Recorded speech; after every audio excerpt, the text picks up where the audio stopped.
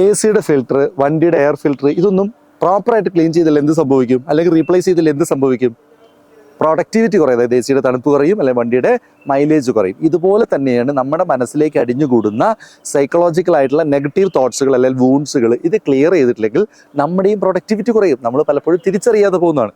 ചിലപ്പോൾ നമ്മൾ പറയാറില്ല ഒരു മൂഡ് ഓഫ്, എന്താ ചെയ്യാൻ ഒരു ഊർജ്ജമില്ല, അല്ലെങ്കിൽ എല്ലാത്തിനോടും ഒരു വെറുപ്പ് തോന്നുന്നു. ഇങ്ങനെ പല പല പല പല കാരണങ്ങളുണ്ട്. 1, 2, 3 ഒന്നുമല്ല.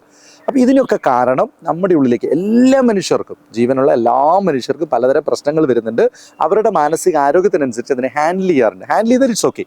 അപ്പോൾ ഈ കാര്യങ്ങൾ ഹാൻഡിൽ ചെയ്യാതെ നിങ്ങളുടെ ഉള്ളിൽ ഇങ്ങനെ അടിഞ്ഞുകൂടുന്നുണ്ടെങ്കിൽ അത് ക്ലിയർ ചെയ്യാനും പ്രൊഡക്ടിവിറ്റി വീണ്ടെടുക്കാനും റിജുവിനേറ്റ് ചെയ്യാനും, ഒന്ന് റിജുവിനേറ്റ് ചെയ്തെടുക്കാൻ വേണ്ടി, പ്രശ്നമുള്ളവർക്ക് വേണ്ടിയല്ല, പ്രശ്നം വരാതിരിക്കാൻ വേണ്ടി ആഗ്രഹമുണ്ടെങ്കിൽ അതിന് സഹായിക്കുന്നതാണ് ന്യൂറോ ലിംഗ്വിസ്റ്റിക് പ്രോഗ്രാമിംഗ് അഥവാ NLP.